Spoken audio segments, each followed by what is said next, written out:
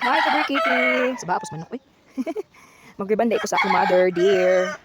Okay, nipalit man gyud siya og kagalingon nga medisina. Iyahan ning kwarta, guys. Ako lang mukuan sa iyaha mo trabaho. Kay syempre bakla biya ta kabalo gyud tag ani.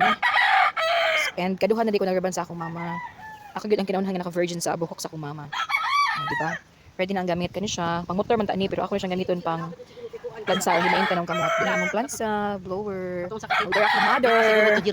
Muna siya number 1, guys. Amo na siyang gi pastay. Kunya ato na siyang pakita mo na ho sa akong pag-test nga luto na ang buhok ni mama sa number 1. O, di ba? Guys, mag-hair test, hair strand test ta sa buhok ni mama kung luto na ba. So magkuha ta gani, isa kadakot. Bila can you hold this one? Di itanawas dali di bala si mami. Ipakita nang gibuhat ni mama. Okay, tara ha.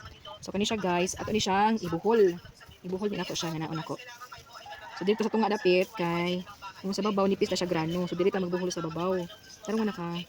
Kita na kanirang hair ni mama lay ipakita. So 40 minutes na siya nababad, guys. So, hindi man ibagag buhok si mama. So okay na 40 minutes tayo na itong luto na ba. Manat kita. Ate Mailhan ani, huwag na siya bitaron, hindi na siya bounce back, hindi na siya balik. Nawa ha? Klaro ra ba? Okay, ito ko na. Uy, yung sukol pa man siya, guys. Ito mo, guys, nibalik pa siya, oh. Pani, oh. Oh, nibalik pa siya. So hilaw pa na siya, guys. So magstay sa tabalik, magbabad pa ta. More minutes pa. Okay, balik kita later ha. So guys, so mag second time ta test, hair strand test na punta. Kung luto na ba ni, wait lang ha, kaya ako lang mag-video, wait lang. So muna siya, guys, ito ni bitaron, og di na ni siya bounce back, luto na ni. Ay, nisukol pa siya gamay, guys, di pa siya luto, wait lang ha. Wait patag more minutes pa. Hello guys, so last test na nato sa atong hair strand. Ako na siyang gibugkot niya, ako nang gibira.